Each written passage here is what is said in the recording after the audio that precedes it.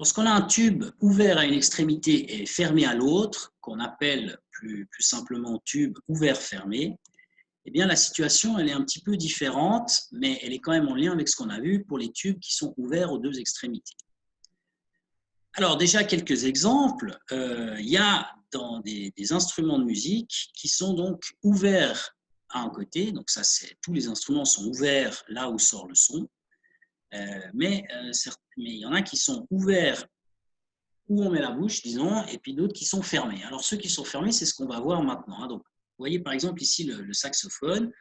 Là, il y a une ouverture qui est ouverte, justement. Là, on a une clarinette.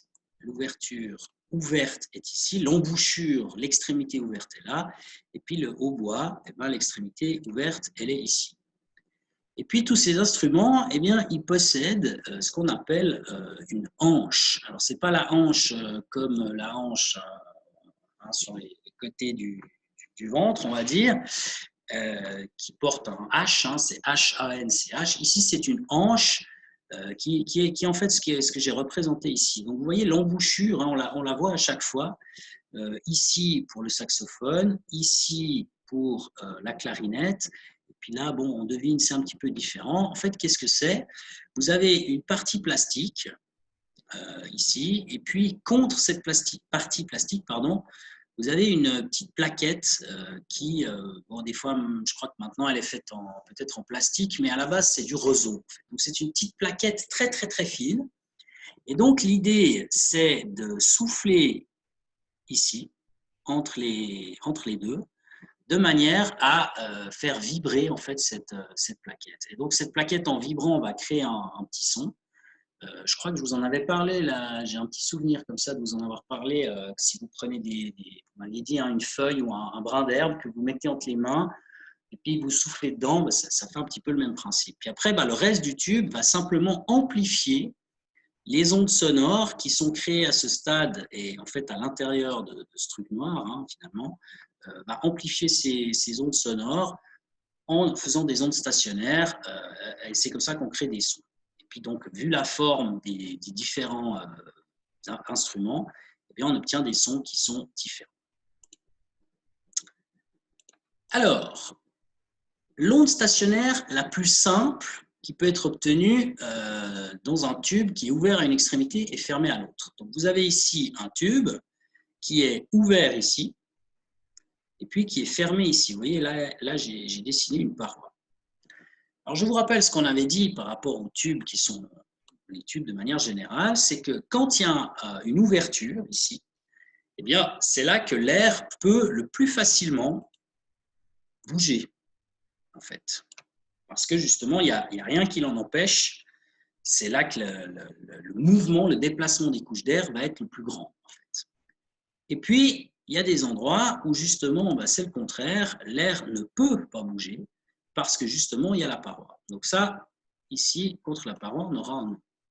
Alors du coup, l'onde stationnaire la plus simple, c'est celle qui possède un nœud contre la paroi et un ventre là où c'est ouvert.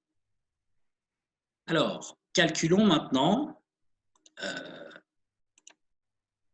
la fréquence du premier mode, ce qu'on appelle le premier harmonique, mode fondamental. Vous avez donc ici un nœud, parce que c'est une paroi. Ici, vous avez un ventre, parce que c'est ouvert. Alors, je vous rappelle que la distance entre deux nœuds, ou entre deux ventres, c'est la même chose, elle est égale à la moitié de la longueur d'onde.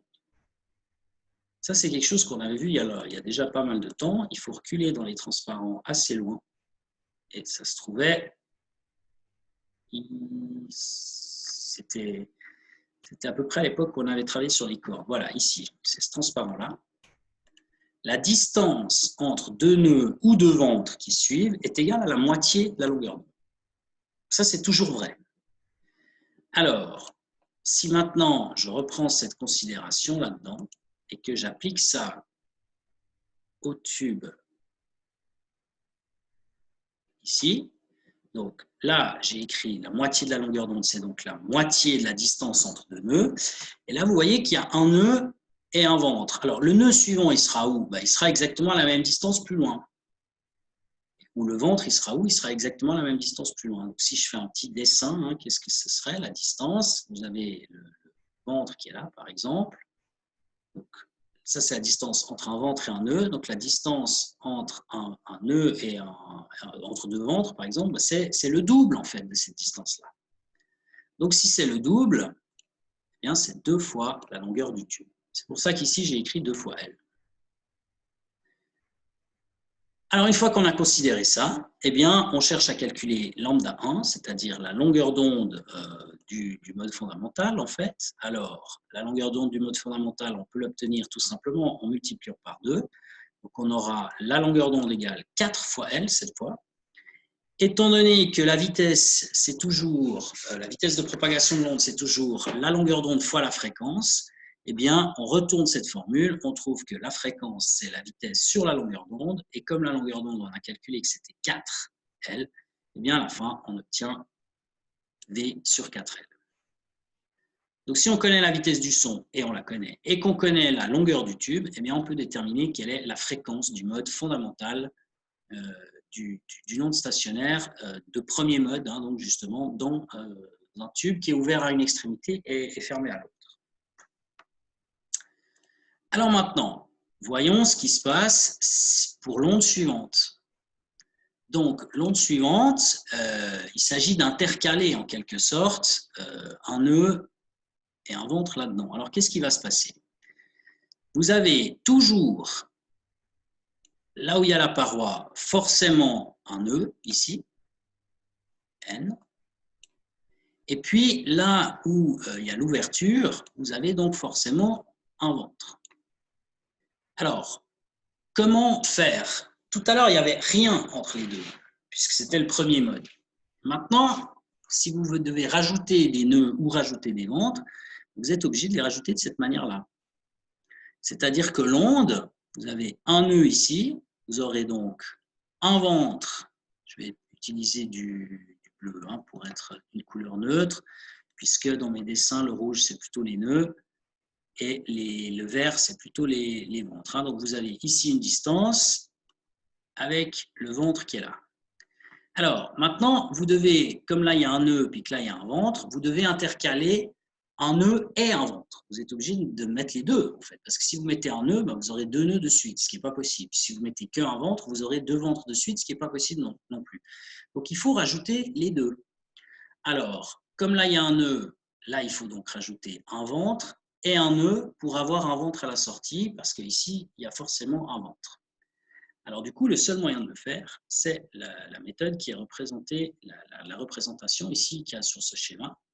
Et donc, vous voyez qu'ici, eh bien, la distance qu'il y a entre deux nœuds, entre ce point-là et ce point-là, c'est cette distance-là.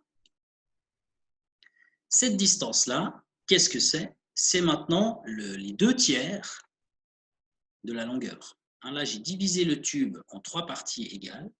Et là, la distance entre deux nœuds, c'est 2 tiers en fait de cette distance, de cette longueur.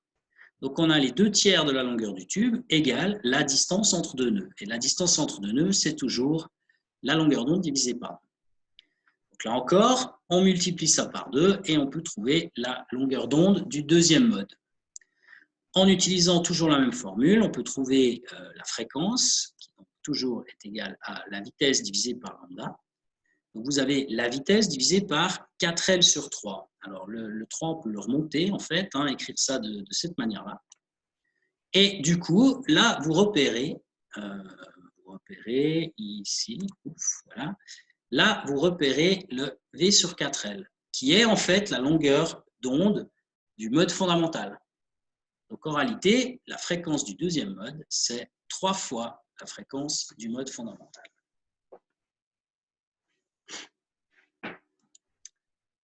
Je continue. Le troisième mode, il s'agit d'intercaler de nouveau des nœuds et des ventres. Donc, encore une fois, ici, à l'extrémité, il y a la paroi, à gauche, c'est forcément un nœud. À l'extrémité, ici, à droite, vu qu'elle est ouverte, c'est forcément un ventre. Alors, à la partie de tout à l'heure, on avait nœud, ventre, nœud, ventre. Maintenant, il faut venir intercaler un nœud supplémentaire. Et donc, étant donné qu'on a déjà cette alternance, si vous mettez un nœud là entre deux, ce n'est pas possible, hein, il y aura deux nœuds de suite. Si vous mettez un ventre là au milieu, ce ne serait pas possible, il y aura deux ventres de suite. Donc, il faut intégrer un nœud et un ventre dans cette partie-là. Alors, comment on fait ça? Eh bien, de cette manière-là. Vous voyez que maintenant, on a 1, 2, 3 nœuds et 1, 2, 3 ventres. Alors, en termes de distance, ces objets sont séparés. Je divise le tube en un certain nombre de parties, ici. Et vous voyez que la distance maintenant entre deux nœuds, c'est une distance, cette distance que je vais représenter ici. Hop, là. Cette distance, qu'est-ce que c'est? Eh bien, on a divisé le tube, qui a une certaine longueur qu'on appelle L, on l'a divisé en une partie, deux parties, trois parties, quatre parties, cinq parties. Et la distance entre deux nœuds, c'est 2 de ces 5 parties. Donc, c'est 2/5 de la longueur du tube. Et ça, c'est toujours égal à la moitié de la longueur d'onde cherchée. Alors, la longueur d'onde cherchée, on multiplie par 2, ça fera 4L sur 5. Et comme tout à l'heure, si on cherche à calculer la fréquence, on fait la vitesse divisée par cette longueur. Alors, la vitesse, c'est V, divisé par 4L sur 5, ça revient à faire 5 fois V sur 4L. Et on reconnaît dans le V sur 4L la fréquence du mode fondamental. Donc finalement, pour le mode 3, eh bien, ça revient à faire 5 fois F1. Théo a une question. Alors, on va lui répondre ici. Dites-moi, Théo. Oui, c'est pour le N1, le mode fondamental 1 que vous avez fait. Ouais. Là. Ouais. Pourquoi? Enfin, la longueur d'onde. Là, on a une demi-longueur d'onde sur le graphique. Ouais, on ne la voit pas, la longueur d'onde entière. On ne peut pas. OK. Mais donc, on a une demi-longueur d'onde. Donc, on a la longueur d'onde sur 2. Mais pourquoi c'est égal à 2 fois L alors? La longueur d'onde sur 2. Là, ce qu'on voit, ce n'est pas la moitié de la longueur d'onde, c'est le quart. C'est le quart, hein, parce que en fait, une longueur d'onde, vous partez d'ici, vous faites comme ça et comme ça. Puis là, ce qu'on voit, c'est depuis le début jusqu'au maximum, c'est-à-dire depuis le début ici Ah, OK. au maximum là. Donc en fait, c'est le quart hein, qu'on voit ici. C'est pas la moitié. D'accord. D'accord, merci. De rien. Alors, je continue. Donc, j'en étais au mode 3. Alors maintenant, je crois qu'il y a encore un dernier mode, ouais, le 4e. C'est toujours le même principe. Il s'agit, donc maintenant, je vous rappelle quand même, mode 1, vous avez un nœud, un ventre. Mode 2, vous rajoutez un nœud, donc vous avez 2 nœuds et aussi 2 ventres. Mode 3, vous avez 1, 2, 3 nœuds et 3 ventres. Donc maintenant, il s'agit, mode 4, d'avoir 4 nœuds et donc également 4 ventres. Alors la situation, elle est comme celle-ci. Vous avez forcément un nœud contre la paroi et forcément un ventre là où il y a l'ouverture. Maintenant, vous devez intercaler là-dedans 3 ventres et 3 nœuds. Le seul moyen de le faire, c'est la description que vous avez sous les yeux dans ce schéma, c'est-à-dire un nœud, un ventre, un nœud, un ventre, un nœud, un ventre, un nœud, un ventre. Alors là-dedans, si on regarde, vous avez cette distance, vous avez celle-ci, celle-ci, celle-ci, là, ici, là, et finalement, ici. Alors, nous, on cherche à connaître la distance entre deux nœuds, et on le sait déjà, ce sera égal à la moitié de la longueur d'onde. Donc maintenant, qu'est-ce qu'elle vaut cette distance entre deux nœuds? C'est la distance entre ici et là. Alors, on a découpé le tube en combien de parties? On a découpé le tube en 1, 2, 3, 4, 5, 6, 7 parties. Et la distance entre deux nœuds, c'est simplement 2 fois 2 de ces parties. Donc, 2/7, 2/7 de la longueur du tube, 2L sur 7. Alors, on peut calculer la longueur d'onde en faisant donc 2 fois 2L sur 7, ce qui donne donc 4L sur 7. Et puis, toujours en utilisant la même formule, on trouve la fréquence du mode 4 qui sera égale à V sur 4L sur 7, ce qui est donc égal à 7 fois V sur 4L. V sur 4L, c'est la fréquence du mode fondamental. Donc, à la fin, on trouve 7 fois la fréquence du mode fondamental. Alors, vous voyez ici, on obtient donc, si on récapitule, pour le mode 1, V sur 4L, puis ensuite pour le mode 2, 3 fois la fréquence du mode 1. Donc pour 2, c'est 3 fois. Pour 3, c'est 5 fois. Pour 4, c'est 7 fois. On peut extrapoler. Pour 5, ce sera 9 fois. Pour 6, ce sera 11 fois, etc. etc. Donc c'est toujours des nombres impairs en fait. Vous voyez ici, hein, 3, 5, 7, etc., etc. Alors, un des moyens de calculer tout ça, eh bien, c'est d'utiliser donc cette formule que vous avez ici. La fréquence du mode n, c'est en fait 2n-1 fois f1. Je vous fais le calcul. Par exemple, si vous prenez n égale 2, non, pardon, je dois prendre ça comme ça. Hein. Si vous prenez n égale 2, ici, n égale 2, eh bien, vous faites 2n moins 1, ça fait quoi? 2 fois n égale 2 moins 1, ça fait 2 fois 2, 4, moins 1, et donc ça fait 3. Donc, si vous avez n égale 2, ce qui multiplie la fréquence fondamentale, ça devient 3. C'est exactement ce qu'on a eu. Et donc, avec tout ça, vous multipliez chaque fois par F1. Et F1, vous l'obtenez cette fois en faisant V sur 4L et non pas V sur 2L, comme c'était le cas pour les tubes qui sont ouverts aux deux extrémités. Donc, dans cette formule, vous pouvez calculer n'importe quelle fréquence d'un harmonique, de numéro de mode n, où n est égal à 2, 3, 4, 5, 6, etc., qui va être obtenu en Hertz. F1, c'est la fréquence fondamentale qu'on obtient grâce à cette formule. Dans cette formule, il y a la vitesse du son dans l'air, donc les 340 mètres par seconde qui apparaissent, et il y a aussi la longueur du tube en mètres, bien entendu, qui doit être utilisée. Je ne sais pas s'il y a une question jusque-là.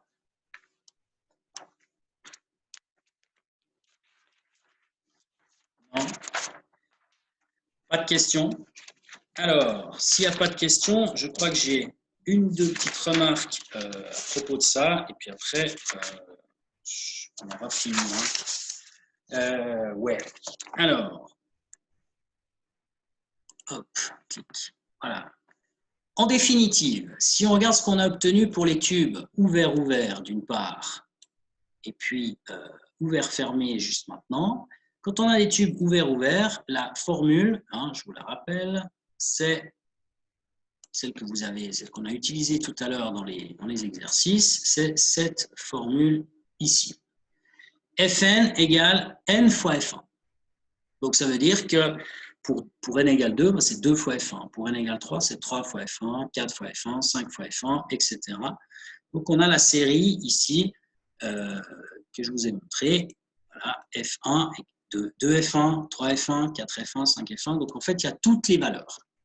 On a donc des multiples qui sont pairs et aussi impairs de la fréquence fondamentale, 1 fois, 2 fois, 3 fois, 4 fois, 5 fois.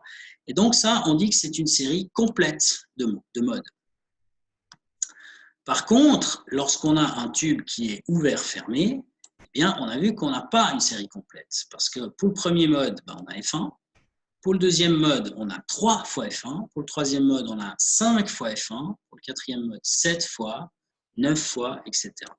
Donc, il s'agit maintenant des multiples seulement impairs de F1. Et c'est donc pour cette raison qu'on parle d'une série impaire de modes lorsqu'on a un tube qui est ouvert à un bout et fermé à l'autre. Évidemment, ce modèle, c'est-à-dire de représenter des instruments de musique par des tubes hein, qui sont ouverts à un bout, fermés à l'autre, ou ouverts des deux côtés, je pense qu'on voit tout de suite quelle est la limite du modèle, hein, puisque donc ici, par exemple, pour un saxophone, on n'a pas vraiment un tube tout droit, hein, il y a des courbures. En plus, ici, le diamètre du tube est relativement petit, là, il s'agrandit. Donc, bon, il y a des choses qui sont un petit peu bricolées, on va dire ça comme ça. Hein, mais il faut quand même se rendre compte que, de manière générale, ça marche assez bien quand même, ce modèle. Hein, c'est un modèle qui est quand même relativement fiable. Évidemment, il pourrait être amélioré pour trouver encore plus précisément les fréquences fondamentales. Mais ça, on ne va pas le faire nous, hein, parce que c'est évidemment trop compliqué, ça dépend de la forme des objets. Mais bon, donc je peux vous parler de quelques limites de ces modèles. Tout d'abord, comme je viens de le dire, pour le saxophone, certains instruments, donc le saxophone par exemple, ne sont pas uniquement constitués de tubes cylindriques, c'est-à-dire tout droit, bien droit, mais ont des parties qui sont coniques. Donc, évidemment, ça va changer un petit peu les fréquences fondamentales et donc aussi les harmoniques qui en découlent. Autre limite, autre petit problème, c'est ce qui se passe à l'extrémité ouverte d'un tube. Alors, moi, je vous ai dit qu'à cet endroit-là, là où il y a le tube qui est ouvert, si je reprends un schéma, hein, en fait, ici, je vous ai dit que c'était là que l'air pouvait le plus facilement bouger. Je l'avais dessiné ici. Hein, je vous ai dit, je vous ai même refait le dessin tout à l'heure. Je vous ai dit ici, c'est là que l'air peut le plus facilement bouger. En réalité, ce n'est pas tout à fait vrai. En réalité, la position des ventres, elle est légèrement à l'extérieur du tube. Légèrement. Alors, je vous avoue que je ne sais pas pourquoi. Hein, c'est quelque chose que j'ai lu, en fait, et que je vous redis, c'est comme ça ici. Cette position, elle est un tout petit peu à l'extérieur du tube, ce qui fait que ça change un petit peu les distances entre les nœuds et les ventres, et donc ça change un petit peu les fréquences qu'on peut obtenir dans les calculs. Encore une fois, cet effet hein, que j'ai décrit ici, je l'ai écrit comme ça, à une extrémité ouverte du tube, la pression n'est pas exactement égale à la pression atmosphérique.